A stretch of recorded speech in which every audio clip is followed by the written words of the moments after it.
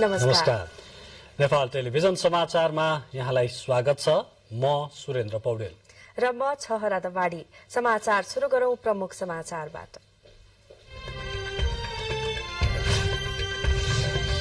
अल्प विकसितबाट विकसित मुलुकमा स्तरोन्नति हुन नेपालको मापदण्ड पूरा। स्तरोन्नति पछिको लाभहानि विश्लेषण गरेर मात्रै प्रक्रिया अघि बढाइने योजना आएको भनाई। यही 25 गते हुने राष्ट्रपति निर्वाचनमा राजनीतिक दलहरू व्यस्त। कांग्रेसको अभिमुखीकरण कार्यक्रममा 8 दल सहभागी। पौडेल र नेमाङ दुवै उम्मेद्वार मत माग्न व्यस्त। जडीबुटीको निकासी पैठारीलाई व्यवस्थित गर्न नीतिगत निर्णय गर्ने प्रधानमन्त्रीको भनाई। सिंहदरबार वैद्य खानालाई राष्ट्रिय गौरवको योजनाको रूपमा अगाडि बढाउने घोषणा। दूधको मूल्य वृद्धि गर्ने सरकारको निर्णय। प्रति लिटरमा 9 रुपियाँले वृद्धि। दूधको न्यूनतम मूल्य 65 रुपियाँ 50 पैसा पुग्यो। इरानमा छात्रलाई विषाक्त पदार्थ खुवाइएको घटनाको पूर्ण र पारदर्शी छानबिनको मागमा राष्ट्रसंघको समर्थन। प्रभावित छात्राको संख्या 1200 नागेको त्यहाँका सांसदद्वारा जानकारी। र आईसीसी विश्वकप लीग 2 क्रिकेटमा पपुवा न्यू गिनी विरुद्धको खेलमा नेपालको जित। सन्दीप र आसिफको कीर्तिमानी साझेदारीमा 3 विकेटको जित दर्ता।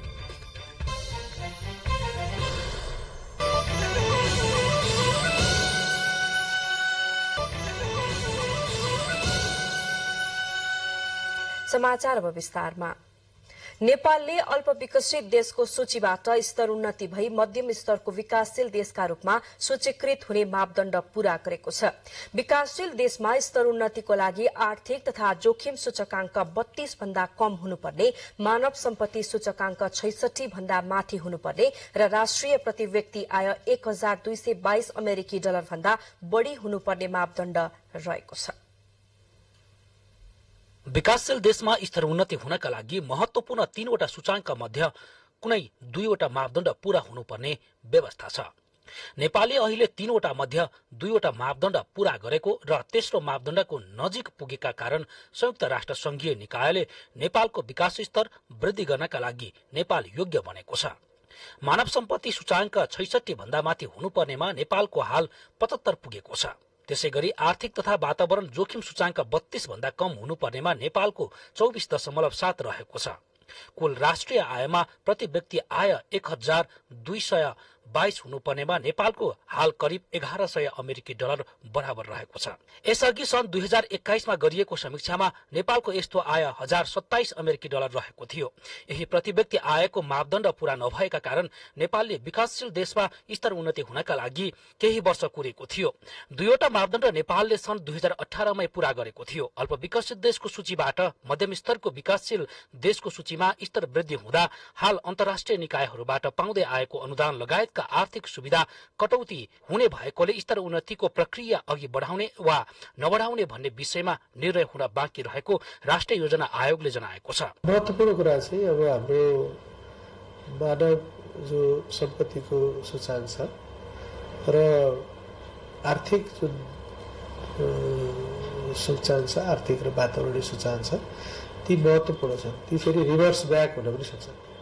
त्यसैले यस्तो बेला चाहिँ हाम्रो सामाजिक आर्थिक रूपान्तरण सम्पूर्णलाई क्यारी गर्ने गरी हाम्रा कार्यक्रमहरू, योजनाहरू, बजेटहरू आउने हिसाबले जानुपर्छ। त्यसमा सरकार सचेत हुनुपर्छ। विकासशील राष्ट्रमा सूचीकृत भएपछि अनुदान र सहायता कटौती हुनका साथै निर्यातजन्य व्यापारमा पनि थप करको भार वहन गर्नुपर्ने विज्ञहरूको भनाइ छ। विकासशील राष्ट्रमा स्तरोन्नति भएपछि नेपाललाई हुने लाभ तथा हानिका बारेमा विश्लेषण गरी आवश्यक सिफारिस गर्नका लागि राष्ट्रिय योजना आयोगको उपाध्यक्षको नेतृत्वमा एक संयन्त्र निर्माण गरी रणनीति तय गरिने आयोगले जनाएको छ। दक्षिण एसियामा नेपाल सहित बंगलादेश, भुटान र अफगानिस्तान अति कम विकसित मुलुकको सूचीमा रहेका छन्। संयुक्त राष्ट्र संघमा सूचीकृत रहेका 195 वटा मुलुक मध्ये अति कम विकसित मुलुकहरूको संख्या 46 रहेको छ। प्रधानमन्त्री एवं भौतिक पूर्वाधार तथा यातायात मन्त्री नारायण काजी श्रेष्ठ कतारको दोहा जानु भएको छ। यही फागुन 21 देखि 25 सम्म हुने अल्प विकसित राष्ट्रहरूको 5औं सम्मेलनमा सहभागी हुन नेपाली प्रतिनिधि मण्डलको नेतृत्व गर्दै उहाँ दोहा जानु भएको हो। यसअघि प्रधानमन्त्री पुष्पकमल दाहाल प्रचण्ड दोहा जाने तयारी भए पनि राष्ट्रपति निर्वाचन लगायतका राजनीतिक घटनाक्रमले प्रधानमन्त्री नजाने भएपछि मन्त्री श्रेष्ठ दोहा जानु भएको हो। सोमबार बसेको मन्त्री परिषद बैठकले मन्त्री श्रेष्ठलाई दोहा उठाउने निर्णय गरेको थियो। मन्त्री श्रेष्ठ फागुन 23 गते नेपाल फर्कने कार्यक्रम छ। नेपाली कांग्रेसले राष्ट्रपतिमा रामचन्द्र पौडेललाई जिताउन विभिन्न प्रदेशहरूमा प्रदेशसभा सदस्यहरूलाई प्रदेश अभिमुखीकरण कार्यक्रम सञ्चालन गरेको छ। अभिमुखीकरण कार्यक्रममा नेताहरूले वर्तमान 8 दलीय गठबन्धनको आवश्यकता तथा यसको गठनको औचित्यदेखि भावी योजनाका सम्बन्धमा पनि जानकारी गराएका छन्। राष्ट्रपति निर्वाचनको मिति नजिकै गर्दा आफ्नो उम्मेद्वारको पक्षमा मतदानका लागि दलहरूले अभिमुखीकरण कार्यक्रम तीव्र पार्दै लगेका हुन्। बिहिबार मात्र 8 दलीय गठबन्धनका प्रतिनिधि सभा र राष्ट्रिय सभाका सदस्यलाई प्रशिक्षण एवं अभिमुखीकरण कार्यक्रम गरेको नेपाली कांग्रेसले शुक्रबार 7 प्रदेशका 8 राजनीतिक दल सम्बद्ध प्रदेश सभा सदस्यका लागि अभिमुखीकरण कार्यक्रम गरेको हो। प्रदेश मुकाममा भएका अभिमुखीकरण कार्यक्रममा 8 दलीय गठबन्धनका प्रदेश सभा सदस्य उपस्थित रहेका थिए। कार्यक्रममा 8 दलीय गठबन्धनका शीर्ष नेतृत्वदेखि पदाधिकारीले सम्बोधन गरेका छन्। राष्ट्रपतिले प्रत्येक काम के को आधारमा गर्छ? मन्त्री परिषदको सम्मतिको आधारमा गर्छ। तर जिम्मेवारीमा गइसकेपछि दलको आबद्धताबाट मुक्त हुन सक्छ कि सक्दैन? हामीले बनाउने राष्ट्रपति फागुन 25 गतेसम्म नेपाली कांग्रेसको सदस्य हो, दलको हाम्रो वरिष्ठ नेता हो। तर फागुन 25 गते बेलुका परिणाम आइसकेपछि फागुन 26 गतेबाट नेपाली कांग्रेसबाट सम्पूर्ण रूपमा अलग रहनुपर्छ। पार्टीभित्रका आन्तरिक कुरामा, दलहरू बीचको कुरामा, त्यहाँभित्रका यो गुटहरूमा त्यो सबै कुराबाट निष्क्रिय रहन सक्नुपर्छ। अभिमुखीकरण कार्यक्रममा नेताहरूले वर्तमान 8 दलीय गठबन्धनको आवश्यकता, यसको गठन औचित्यदेखि भावी योजनाका सम्बन्धमा प्रस्ताउँदै आएका छन्। शान्ति प्रक्रियाको बाँकी काम पूरा गर्ने उद्देश्यमा आधारित एउटा मिसन छ हाम्रो। यो मिसनको निमित्त हामी यो गठबन्धन आवश्यक छ। कार्यक्रममा राष्ट्रपति पदको संवैधानिक मर्यादादेखि राष्ट्रपतिको जिम्मेवारी तथा भूमिकाको बारेमा पनि चर्चा गरिएको छ। यो गणतन्त्रको गरिमालाई, यो गणतन्त्रप्रतिको आस्थालाई अभिवृद्धि गर्नका लागि त्यहाँ रहेको व्यक्तिले निर्वाह गर्नुपर्ने भूमिका विशेष रूपले महत्त्वपूर्ण छ र त्यो भूमिका गर्दै गर्दा राख्नुपर्ने शालीनता, राख्नुपर्ने परिपक्वता, राख्नुपर्ने अभिभावकीय भूमिका, राजनीतिक दलगत आग्रहभन्दा पर रहिराखेर निर्वाह गर्नुपर्ने भूमिका यो बेलामा राष्ट्रिय रूपमा खोजी हुनु स्वाभाविक हो। प्रतिनिधि सभा विघटनदेखि संसदबाट पारित विधेयकहरू रोकिने जस्ता घटनाहरू अब नदोहोरिने प्रतिबद्धता व्यक्त गरिएको छ। संविधानको रक्षाका लागि सही व्यक्तिलाई राष्ट्रपतिमा निर्वाचन गरिनुपर्ने भएकाले 8 दलीय गठबन्धन निर्माण भएको उनीहरूले धारणा राखेका छन्। अहिलेको यो अलङ्कारिक राष्ट्रपति विशेष शक्तिको राष्ट्रपति हुन गयो रातारात, त्यसको चिन्ता सबैलाई छ। यो व्यवस्थालाई टिकाउनका निम्ति हामी आफ्नो तर्फबाट हामीले खेल्ने भूमिका निर्वाह गर्छौं र गर्न योग्य छौं, सक्षम छौं। नेपाली कांग्रेसबाट राष्ट्रपति उम्मेद्वार बन्नुभएका नेता रामचन्द्र पौडेललाई कांग्रेस सहित माओवादी केन्द्र, एकीकृत समाजवादी, जनता समाजवादी पार्टी, लोकतान्त्रिक समाजवादी पार्टी, जनमत पार्टी, नागरिक उन्मुक्ति पार्टी र राष्ट्रिय जनमोर्चाको समर्थन रहेको छ। राष्ट्रपतिको निर्वाचन यही फागुन 25 गते हुँदैछ। नेकपा एमाले राष्ट्रपतिमा पार्टीका तर्फबाट राष्ट्रपतिका उम्मेद्वार सुभाष नेङमाङको पक्षमा मतदान गर्न लोकतान्त्रिक समाजवादी पार्टीसँग आग्रह गरेको छ। एमालेका उम्मेद्वार नेङमाङ सहितका एमाले नेताहरूले लोसपाका नेताहरूसँग भेटवार्ता गर्दै राष्ट्रपति निर्वाचनमा एमालेलाई सहयोग गर्न आग्रह गरेका हुन्। छलफलपछि एमाले नेता योगेश भट्टराईले राष्ट्रपति निर्वाचनका सन्दर्भमा लोसपा नेतृत्वसँग छलफल गरेको र नेङमाङको पक्षमा मतदान गर्न आग्रह गरेको बताउनुभयो। उहाँले लोसपाको 24 गते बैठक बस्ने र त्यसबाट आवश्यक निर्णय गर्ने जवाफ पाएको पनि जानकारी दिनुभयो। संसदीय दल नेकपा एमालेको तर्फबाट आज लोकतान्त्रिक समाजवादी पार्टीका अध्यक्ष माननीय महन्त ठाकुरजी, राजेन्द्र महतोजी सहितको उहाँहरूको नेतृत्वसँग हामीले कुराकानी गर्यौं।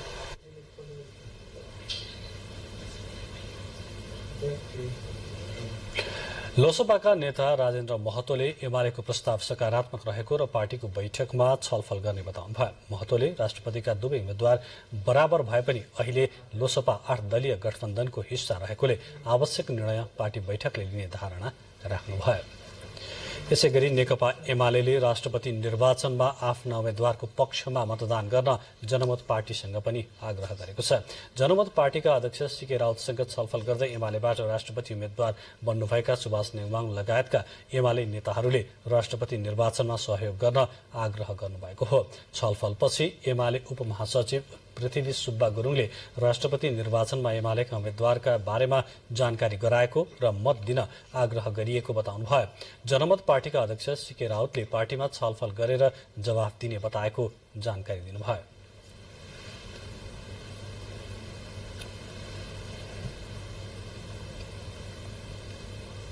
जनमत पार्टी मेन स्ट्रिमिङ हुने कुरामा पनि हाम्रो अहिलेको वर्तमान उम्मेदवार चाहिँ सुभाष नेवाङको महत्त्वपूर्ण भूमिका रहेको, उहाँबाट सद्भाव भएको, उहाँले सहयोग गर्नुभएको होइन।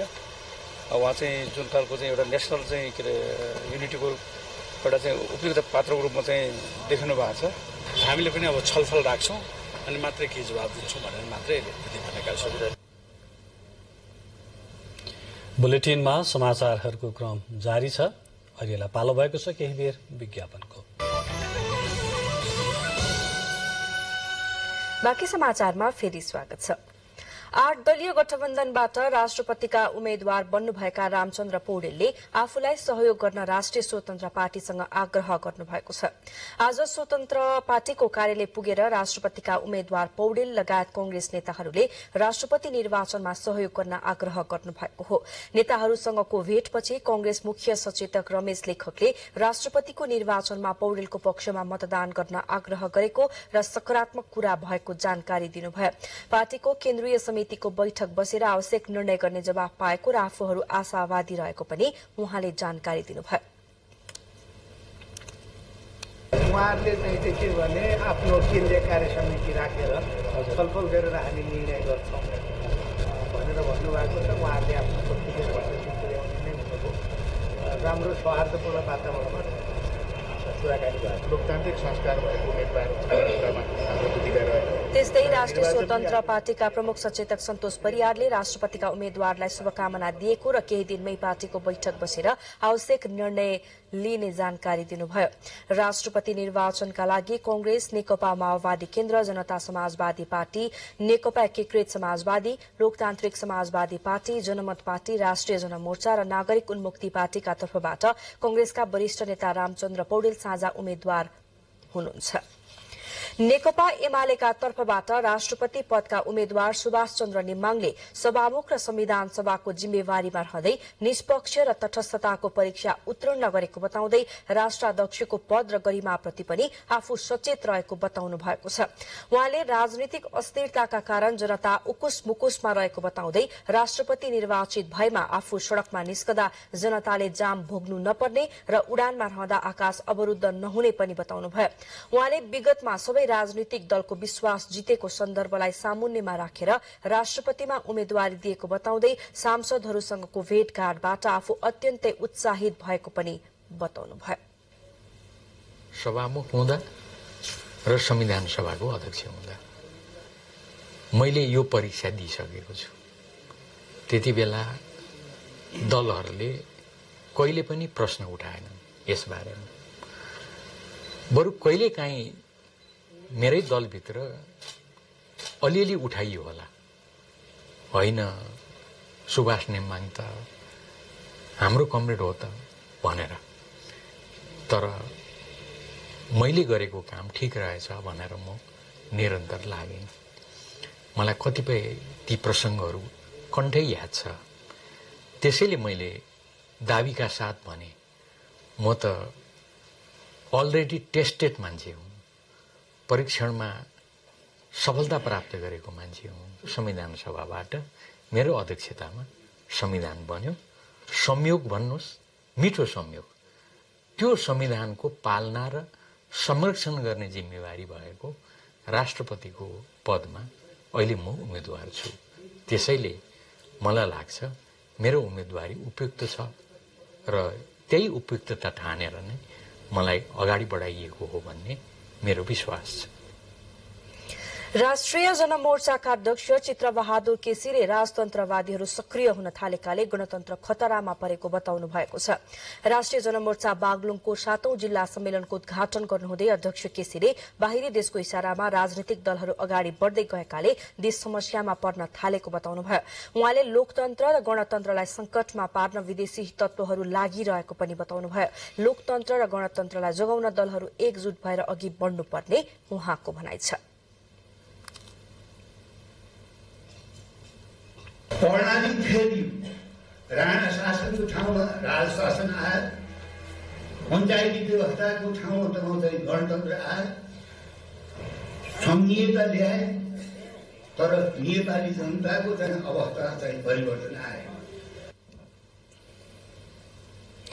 निर्वाचन आयोगले यही फागुन 25 गते हुने राष्ट्रपतिको निर्वाचन र आगामी चैत्र 3 गते हुने उपराष्ट्रपतिको निर्वाचनमा मतदाताहरूले मतदान गर्न जाँदा साथमा लिएर जानुपर्ने कागजातका सम्बन्धमा स्पष्ट पारेको छ। राष्ट्रपति र उपराष्ट्रपतिको निर्वाचनमा संघीय संसदका सदस्य र प्रदेश सभाका सदस्य रहेको निर्वाचन मण्डलद्वारा मतदान हुने कानूनी व्यवस्था छ। दुवै निर्वाचनमा निर्वाचन अधिकृतको कार्यालयबाट प्रकाशित अन्तिम मतदाता नामावलीमा नाम समावेश भएका मतदातालाई निर्वाचन आयोगबाट जारी मतदाता परिचय पत्र वा नेपाली नागरिकताको प्रमाणपत्र वा सम्बन्धित संसद सचिवालयबाट जारी परिचय पत्र वा निर्वाचन अधिकृतबाट सम्बन्धित सभाको सदस्यमा निर्वाचित हुँदा उपलब्ध गराइएको प्रमाणपत्र वा राष्ट्रिय परिचय पत्रका आधारमा मतदान गर्ने व्यवस्था गरिएको आयोगका प्रवक्ता शालिग्राम शर्मा पौड्यालले आज जारी गर्नुभएको विज्ञप्तिमा जनाइएको छ। अन्तर्राष्ट्रिय आयुर्वेद सम्मेलन आजदेखि काठमाडौँमा शुरू भएको छ। महर्षि वैदिक फाउन्डेशन, अन्तर्राष्ट्रिय महर्षि फाउन्डेशन र आयुर्वेद सम्बन्धी विभिन्न संघ संस्थाको सहकार्यमा सम्मेलनको आयोजना गरिएको हो। आयुर्वेदको उद्गम स्थलका रूपमा रहेको नेपालमा आयोजित सम्मेलनमा 50 भन्दा बढ़ी देशका आयुर्वेद विज्ञ, अनुसन्धानकर्ता, उद्योगी, चिकित्सक लगायत 500 बढीको सहभागिता रहेको छ। सम्पूर्ण स्वास्थ्यका लागि आयुर्वेद भन्ने मूल नाराका साथ आयोजित 3 दिने सम्मेलनको उद्घाटन गर्नुहुँदै प्रधानमन्त्री पुष्पकमल दाहाल प्रचण्डले 7वटै प्रदेशमा 100 शय्याको आयुर्वेद अस्पताल सञ्चालनको तयारी भइरहेको बताउनुभयो। उहाँले राष्ट्रिय आयुर्वेद अनुसन्धान केन्द्रलाई क्रियाशील बनाई नेपालका रैथाने जडीबुटीको अनुसन्धानलाई छिटो अगाडि बढाउन नीतिगत निर्णय गरिने जानकारी पनि दिनुभयो। प्रधानमन्त्री प्रचण्डले आयुर्वेद औषधिको उत्पादनका लागि अति आवश्यक जडीबुटीको निकासी पैठारीमा रहेको समस्या हटाउन नीतिगत निर्णय गरिने उल्लेख गर्नुभयो। प्रधानमन्त्रीले 300 वर्ष पुरानो इतिहास बोकेको सिंहदरबार वैद्यखानालाई राष्ट्रिय गौरवको आयोजनाका रूपमा अगाडि बढाउने घोषणा पनि गर्नुभयो। Willing to support Ayurveda industries, I would like to propose 300-year-old Singhadarbar Vaidyakhana as the project for the national prize, as it is one of the oldest pharmaceuticals in Nepal since the time of Manga dynasty. Alongside, government will support for the research of indigenous medicinal plants and to develop Ayurveda pharmacopoeia and formulary of Nepal.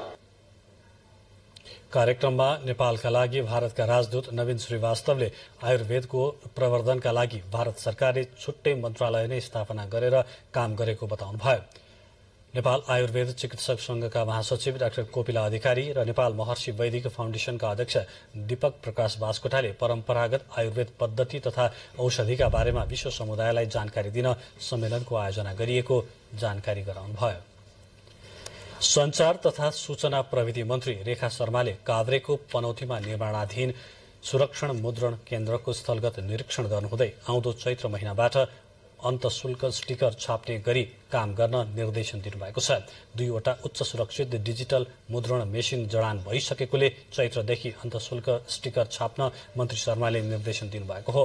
उहाँले केन्द्रको मुख्य भवन तथा जडित machine, हालै निर्माण भएको गोदाम घर, आन्तरिक पहुँच मार्गसँगै थप भवन निर्माणका भइरहेको काम तथा इन्धन भण्डारण र विद्युतीय व्यवस्थापनको अनुगमन निरीक्षण गर्नुहुँदै गुणस्तरीय निर्माणमा ध्यान दिन समेत निर्देशन दिनुभएको छ। साथै उहाँले केन्द्रका लागि थप बजेट व्यवस्थापन गर्ने पनि बताउनुभयो।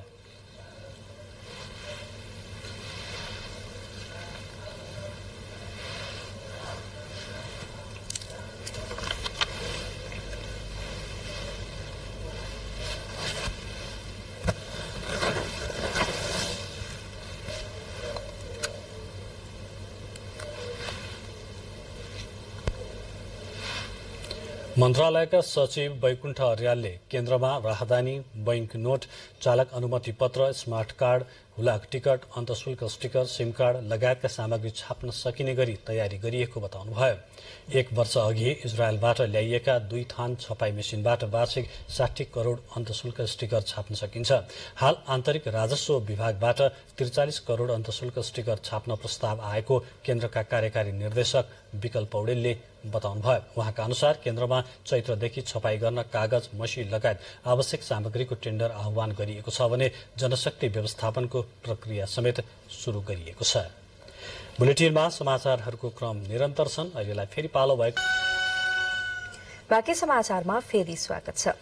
दार्चुलामा नेपाल भारत सीमा समन्वय बैठक सम्पन्न भएको छ। नेपाल र भारतका सीमा सुरक्षा अधिकारीहरूको उपस्थितिमा जिल्ला सदरमुकाम खलंगामा समन्वय बैठक बसेको हो। बैठकमा सीमा सुरक्षा, खुला सीमानाका कारण हुन सक्ने आपराधिक गतिविधि, लागू औषध नियन्त्रण लगायतका विषयमा समन्वय र सहकार्य गर्ने सहमति भएको सशस्त्र प्रहरी बल नेपाल दार्चुलाका गणपति डम्बर बहादुर विष्टले बताउनुभयो। यस्तै अवैध रूपमा लगाइएका तुइन हटाउने र महाकाली नदीमा निर्माण गरिएका झोलुङ्गे पुलको सुरक्षार्थ सुरक्षाकर्मी खटाउने विषयमा पनि छलफल भएको उहाँले बताउनुभयो। मुलुकमा नै दक्ष जनशक्ति उत्पादनका लागि प्राविधिक शिक्षालाई थप प्राथमिकता दिनुपर्नेमा सरकारवालाहरूले जोड़ दिएका छन्। प्राविधिक शिक्षालाई बढ़ावा दिँदै दक्ष जनशक्ति उत्पादन गर्न संचार क्षेत्रले पनि सकारात्मक भूमिका खेल्नुपर्ने उहाँहरूको भनाइ छ। तराई विकास तथा संचार केन्द्रद्वारा आयोजित एक अन्तर्क्रियात्मक कार्यक्रममा राष्ट्रिय योजना आयोगका उपाध्यक्ष रामकुमार फुयालले दक्ष जनशक्ति उत्पादनका लागि थिंक ट्याङ्कमा बसेर प्राविधिक शिक्षा विस्तार नै राष्ट्रिय योजना आयोगको प्रमुख प्राथमिकता रहेको बताउनुभयो।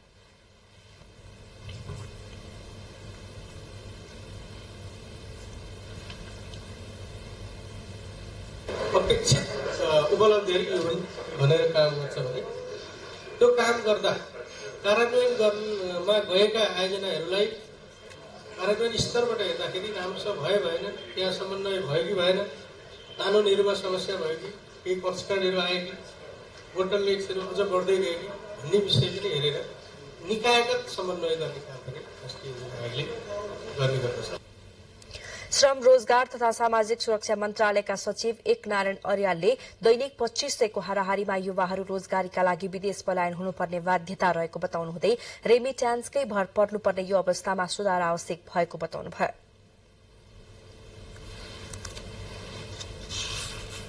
वैदेशिक मुद्रा सञ्चित भयो भन्दाखेरि पुरै ट्रेडलाई तपाईँको चाहिँ हाम्रो ट्रेड हाम्रो चाहिँ निर्यात बढी भएर वैदेशिक मुद्रा सञ्चित भएको होइन। तिनै विदेशमा बस्ने नेपाली दाजुभाइ दिदीबहिनीहरूले पठाएको पैसाले चाहिँ वैदेशिक मुद्रा सञ्चित बढेको हो र 26% आजको दिनमा चाहिँ जीडीपीमा 26% योगदान वैदेशिक रोजगार। संचार तथा सूचना प्रविधि मन्त्रालयका सहसचिव नेत्र सुवेदीले बेरोजगारको समस्या हटाउन दक्ष जनशक्ति उत्पादन गरेर मुलुकमा नै रोजगारीको अवसर सृजना गराउनु पर्नेमा जोड़ दिनुभयो। हामीले सिलेबसलाई कसरी हेर्ने, त्यो सब डिमान्ड पक्षलाई सहभागी गराउने कि नगराउने, सिलेबस फ्रेमिङ गर्ने बेलामा, संशोधन गर्ने बेलामा भन्ने कुरा एउटा चाहिँ महत्त्वपूर्ण विषय जस्तो लाग्छ।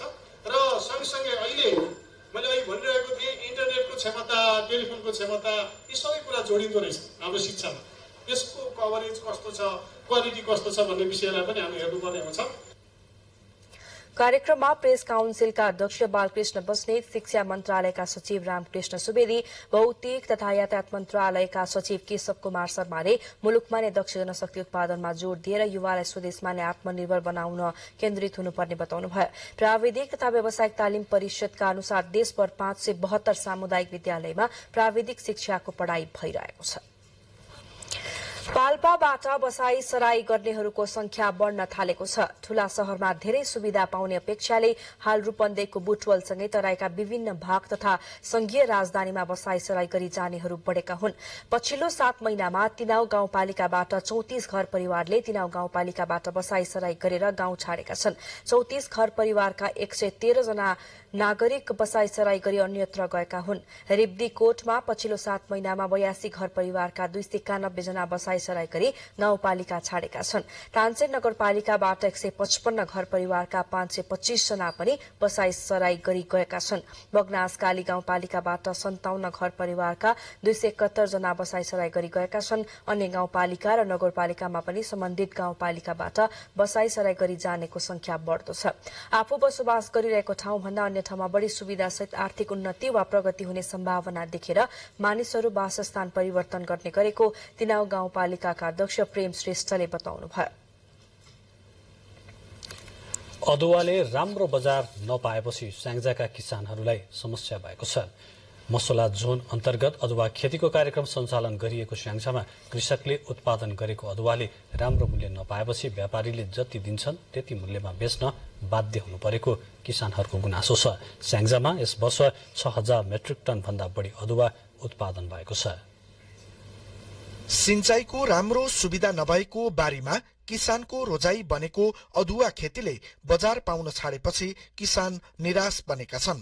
स्याङ्जाको माथिल्लो भूगोलमा बाँदर समस्याले हैरानी बनेका अदुवा कृषकले राम्रो मूल्य पाउन नसकेपछि जति मूल्य पाइन्छ त्यतिमा अदुवा बेच्न बाध्य छन्। कृषि अनुसार व्यापार पाइएन जति पनि फ्याँक्नै पर्यो, घर राखेर भएन के अहिले 40 रुपियाँ दरले मैले लिएको छु।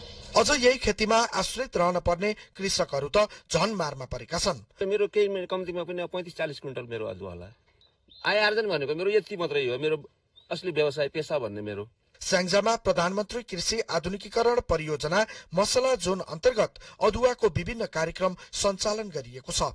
यस वर्ष प्रति हेक्टर 25 मेट्रिक टन अदुवा उत्पादन भए पनि भारतीय बजारमा नेपाली अदुवाको माग कम भएको कारण किसानहरू समस्यामा परेको परियोजनाका प्रमुख माधव लम्सालको भनाइ छ। प्रति हेक्टर 25 मेट्रिक टनको हिसाबले 6200 मेट्रिक टनको हाराहारीमा हाम्रो अदुवा उत्पादन भइरहेको छ। खास गरी भारतमा सिधै निर्यात हुने वस्तु हो। अहिले भारतमा माग नभएको कारणले मूल्यमा गिरावट आएको छ। परम्परागत शैलीमा गरिने कृषि प्रणालीले लागत बढाएको छ। प्रति केजी 100 रुपियाँमा बिउ किनेर लगाएको अदुवाको किसानले पाउने बजार मूल्य 40 रुपियाँ छ।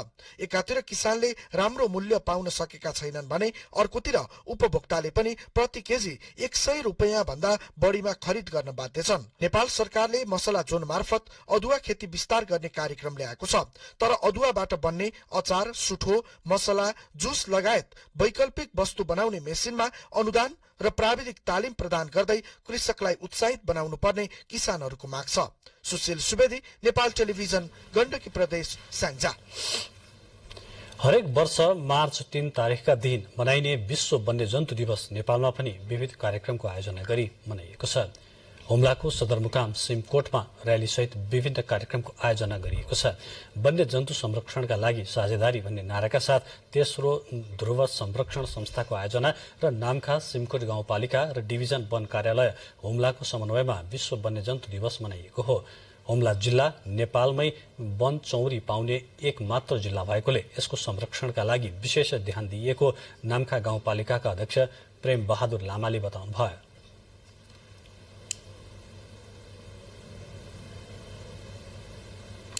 तपाईं नेपाल टेलिभिजन समाचार हेर्दै हुनुहुन्छ।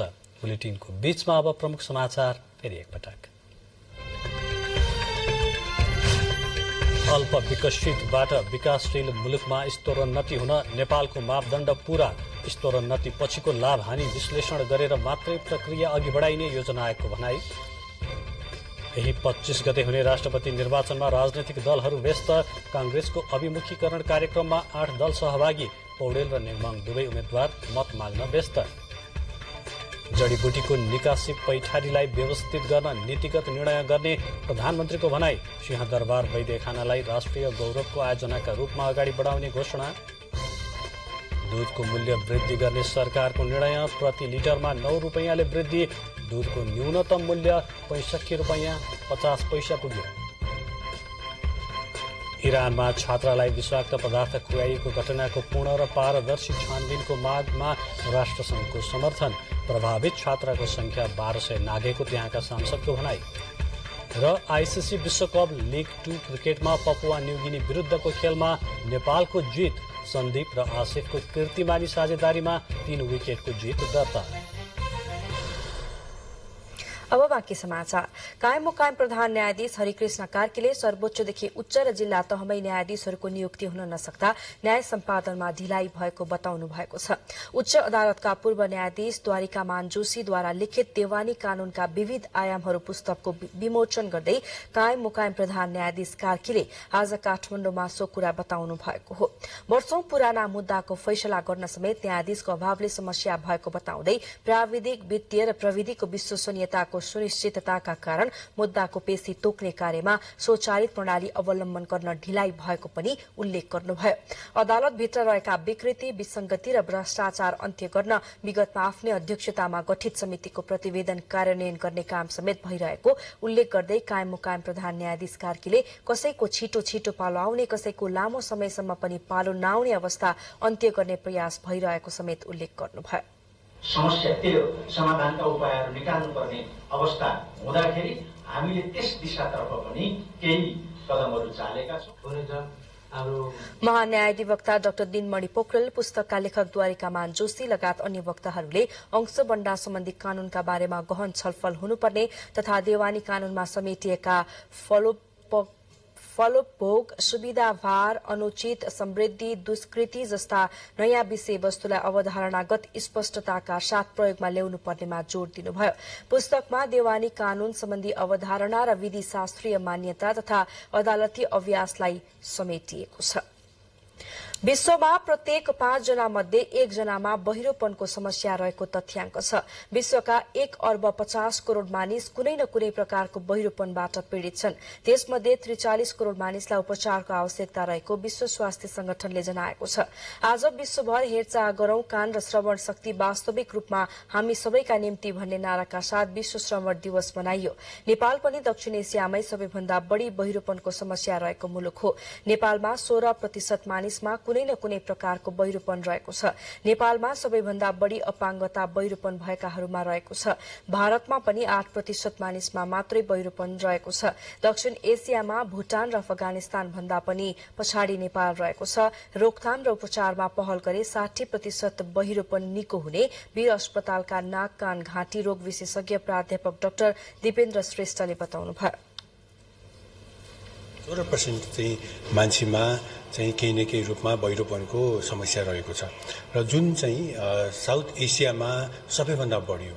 भारतमा चाहिँ 8-9% को हाराहारीमा छ भने नेपालमा चाहिँ त्योभन्दा झन् दोबर 9% 16% को हाराहारीमा चाहिँ हामीका बहिरोपनको समस्या रहेको छ र यो समस्या चाहिँ अफगानिस्तान र भुटान भन्दा पनि हामी कहाँ बढी चाहिँ यो देखिन्छ। यसैगरी नेपालमा धेरैजसो मानिसमा कानमा हुने संक्रमण अर्थात कान पाक्ने समस्याका कारण बहिरोपन हुने गरेको नाक, कान, घाँटी रोग विशेषज्ञ डाक्टर योगेश नेउपानेले बताउनुभयो। ग्रीन सिटी अस्पतालले पेटमा भएको 30 किलो भन्दा बढ़ी रहेको ट्युमरको निशुल्क अपरेशन गरेको जनाएको छ। रीता शेर्पाको पेटमा भएको 30 किलो भन्दा बढ़ी ट्युमरको सफल तथा निशुल्क उपचार भएको अस्पतालले जनाएको छ। ग्रीन सिटी अस्पताल, फार्मेसी तथा rotary club of Kathmandu down टाउनको सहकार्यमा सो अपरेशन निशुल्क गरिएको अस्पतालका अध्यक्ष लोकबहादुर टण्डनले जानकारी दिनुभयो।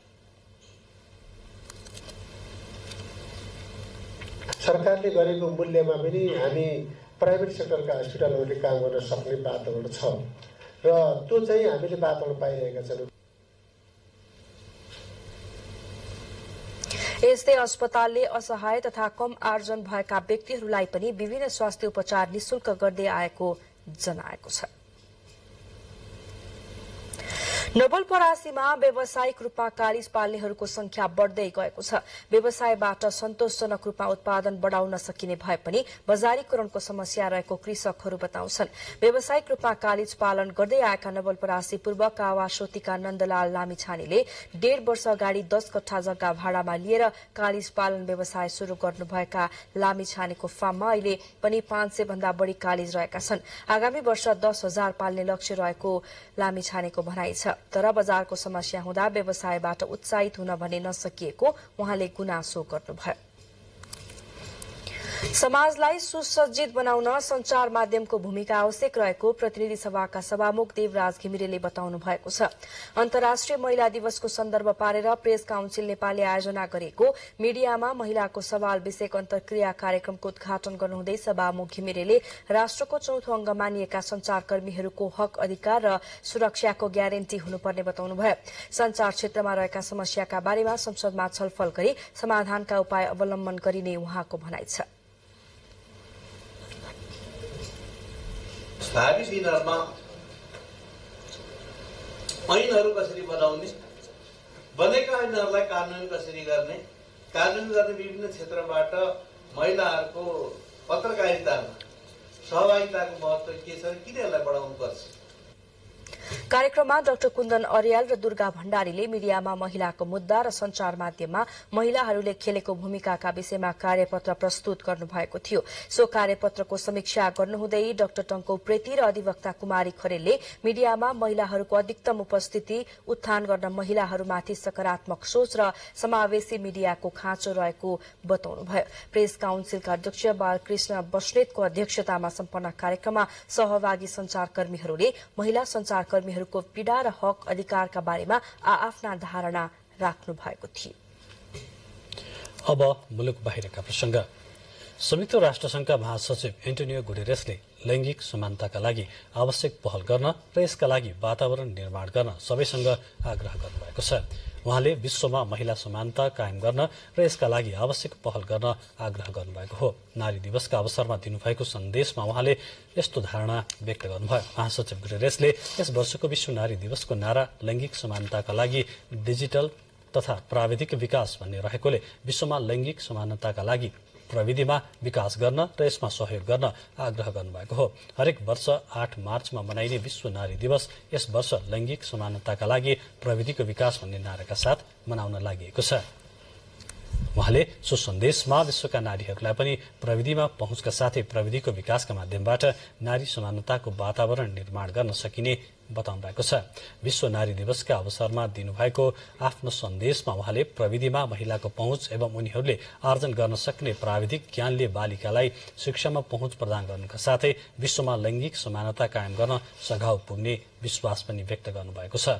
महासचिव गुटेरेसले विश्वमा विकसित विज्ञान प्रविधिमा पनि नारीहरूको पहुँचबाट उनीहरूमा प्राविधिक मात्र नभएर अन्य क्षेत्रको पनि ज्ञान प्राप्त हुने भएकोले उनीहरूलाई इन्टरनेट र प्रविधिको विकासका क्षेत्रमा लगाउनु पर्नेमा जोड़ दिनुभएको छ। इरानमा संयौं छात्रलाई विषाक्त पदार्थ खुवाइएको घटनाको पूर्ण र पारदर्शी छानबिन गर्न जर्मनीका उच्च कूटनीतिज्ञले गरेको आह्वानलाई संयुक्त राष्ट्रसंघले समर्थन गरेको छ।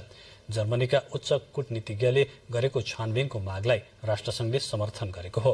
छात्राहरूले निर्धक्क विद्यालय जान पाउनु पर्ने र त्यस्तो वातावरणको निर्माण गर्न पनि निष्पक्ष छानबिन हुनुपर्ने माग गरिएको छ। विगत 3 महिनामा संयौंको संख्यामा छात्रामा श्वास प्रश्वास सम्बन्धी समस्या देखिएपछि उनीहरूलाई विष दिएको आशंका गरिएको छ। इरानमा छात्रा विद्यालय बन्द गर्न बाध्य पार्ने उद्देश्यले पछिल्लो षड्यन्त्र भएको आशंका गरिएको छ। उत्तर पश्चिमी शहर अर्दाबिलमा 7 र राजधानी तेहरानमा 3 गरी कम्तीमा 10 वटा बालिका विद्यालयलाई निशाना बनाइएको छ। जेनेभामा संयुक्त राष्ट्रसंघीय मानवाधिकार कार्यालयले पनि विषाक्तताको आरोपप्रति चिन्ता व्यक्त गरेको छ। संयुक्त राष्ट्रसंघीय मानवाधिकार कार्यालयका प्रवक्ता रविना समदासानीले रहस्यमय परिस्थितिमा छात्राहरूलाई जानी जानी निशाना बनाइएको प्रति निकै चिन्तित रहेको बताउनु भएको छ। संयुक्त राष्ट्रसंघको अधिकार कार्यालयले घटनाको कुनै पनि अनुसन्धान पारदर्शी होस् र दोषीलाई न्यायको कठघरामा ल्याउन निष्कर्ष सार्वजनिक गरियोस् भन्ने चाहेको स्पष्ट पार्नु भएको छ। रहस्यमय विषाक्तताको प्रकोप शुरू भए यता करिब 1200 विद्यार्थीलाई श्वास प्रश्वासमा समस्या भएपछि अस्पतालमा उपचार गर्नुपर्ने अवस्था आएको एक इरानी सांसदले बताउनु भएको छ। विष प्रकरणले अहिले इरानभर जनआक्रोश पनि बढाएको छ। रुसी अर्धसैनिक समूह वाग्नरका प्रमुखले आज आफ्ना लडाकुहरूले पूर्वी युक्रेनी शहर बाखमुटलाई घेरेको दावी गर्नुभएको छ। उक्त शहरलाई रुसले महिनौदेखि कब्जा गर्न खोजिरहेको थियो।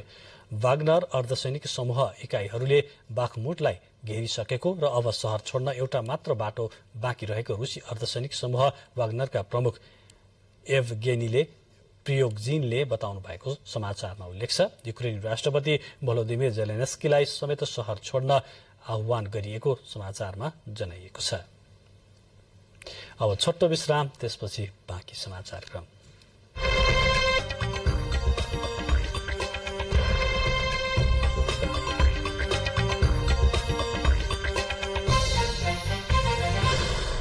अब आर्थिक समाचार। सरकारले दूधको मूल्य वृद्धि गर्ने निर्णय गरेको छ। दूधको मूल्य प्रति लिटर 9 रुपियाँले वृद्धि भएको छ। शुक्रबार बसेको मन्त्री परिषद बैठकले दूधको मूल्य बढाउने निर्णय गरेको हो। अहिले दूधको मूल्य प्रति लिटर 56 रुपियाँ 4 पैसा छ। पछिल्लो मूल्य वृद्धिसँगै अब 1 लिटर दूधको न्यूनतम मूल्य 65 रुपियाँ 50 पैसा पुगेको छ। कृषकलाई राहत दिन सरकारले पछिल्लो निर्णय गरेको हो। हरेक 2 वर्षको अन्तरालमा मूल्य समायोजन गरिने बताइए पनि सरकारले पछिल्लो 1 वर्षमा 2 पटक दूधको मूल्य बढाएको छ। प्रसंग आर्थिक समाचारकै छ। अन्तर्राष्ट्रिय मुद्रा कोष IMF-ले नेपाललाई दिने 5 करोड़ 20 लाख डलर सहयोगका लागि कर्मचारी तहको सहमति भएको छ। विस्तारित कर्जा सुविधा मार्फत IMF-ले प्रदान गर्ने यो सहयोग सञ्चालक समितिको स्वीकृतिपछि कार्यान्वयनमा आउनेछ। कोरोना महामारीका कारण शिथिल अवस्थामा पुगेको नेपालको अर्थतन्त्र रूस युक्रेन युद्धले थप गरेका समस्याहरूको सृजनशील उपायहरू खोजीमा IMF-को विस्तारित कर्जा सुविधा सहयोग पुग्ने अपेक्षा गरिएको छ। यसले देशको आर्थिक गतिविधिमा सुधार ल्याउन सघाउने विश्वास IMF-को रहेको छ। नेपाल आएको IMF-का प्रतिनिधि मण्डलले प्रधानमन्त्री, अर्थमन्त्री र नेपाल राष्ट्र बैंकका गभर्नर, राष्ट्रिय योजना आयोगका उपाध्यक्ष लगायत राष्ट्र बैंकका उच्च पदस्थ कर्मचारी, विकास योजनाका साझेदारहरूसँग भेटवार्ता गरेको थियो। सोही भेटवार्ताका क्रममा IMF-का कर्मचारी र नेपालका उच्च पदस्थ कर्मचारीहरूले 5 करोड़ 20 लाख डलर बराबरको सहयोगका लागि कर्मचारी तहको सहमति जुटेको हो। अब खेलकुद समाचार।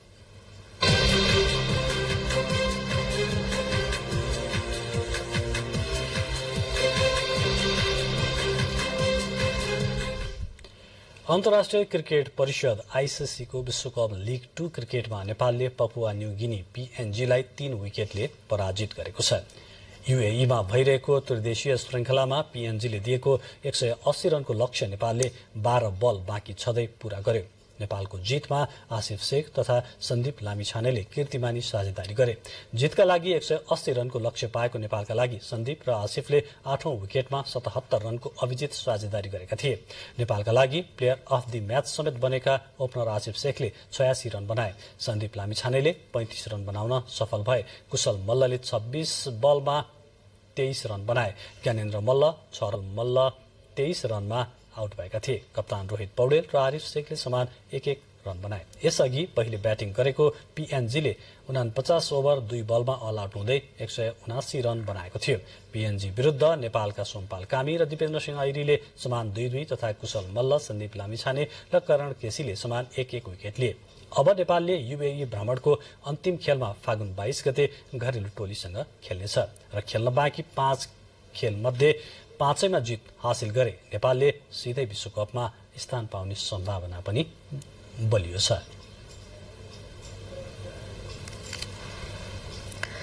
अब मौसम सम्बन्धी जानकारी। कोशी र गण्डकी प्रदेशका पहाड़ी भागमा आज आंशिकदेखि सामान्य बदली भई 1-2 स्थानमा मेघ गर्जन सहित हल्का वर्षा हुन सक्ने तथा मौसम पूर्वानुमान महाशाखाले जनाएको छ। अब मौसम सम्बन्धी थप विवरण।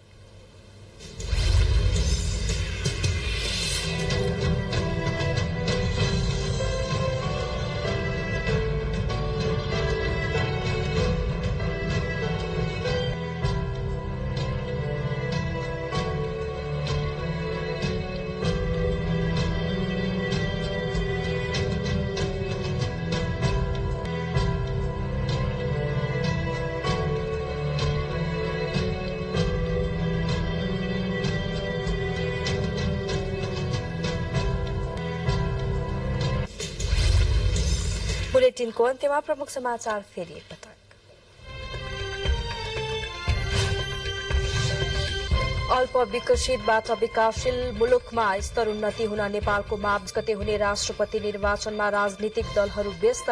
कंग्रेसको अभिमुखीकरण कार्यक्रममा 8 दल सहभागी। पौडेल र नेमाङ दुवै उम्मेद्वार मत माग्न व्यस्त। जडीबुटीको निकासी पैठारीलाई व्यवस्थित गर्न नीतिगत निर्णय गर्ने प्रधानमन्त्रीको भनाई। सिंहदरबार वैद्य खानालाई राष्ट्रिय गौरवको योजनाको रूपमा अगाडि बढाउने घोषणा। दूधको मूल्य वृद्धि गर्ने सरकारको निर्णय, प्रति लिटर 9 रुपियाँले मूल्य वृद्धि। दूधको न्यूनतम मूल्य 65 रुपियाँ 50 पैसा पुग्यो। इरानमा छात्रलाई विषाक्त पदार्थ खुवाइएको घटनाको पूर्ण र पारदर्शी छानबिनको मागमा राष्ट्रसंघको समर्थन। प्रभावित छात्राको संख्या 1200 नागेको त्यहाँका सांसदको भनाई। र आईसीसी विश्वकप लीग 2 क्रिकेटमा पपुवा न्युगिनी विरुद्धको खेलमा नेपालको जित।